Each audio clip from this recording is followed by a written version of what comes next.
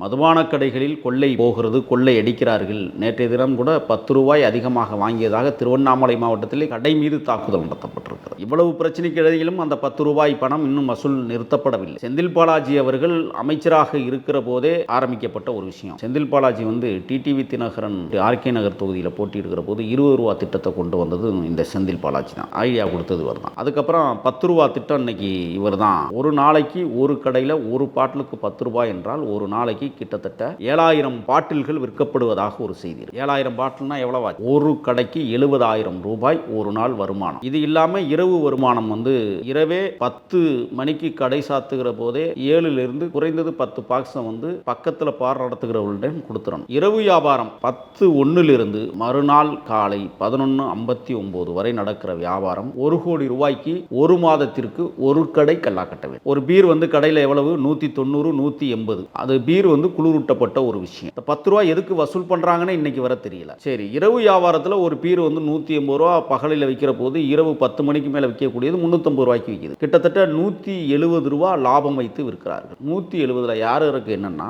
500 போலீஸ்க்கு போயிடும், 500 விற்கிறவனுக்கு போயிடும், 500 அதிகாரிகள், 20 ரூபா டிப்ஸா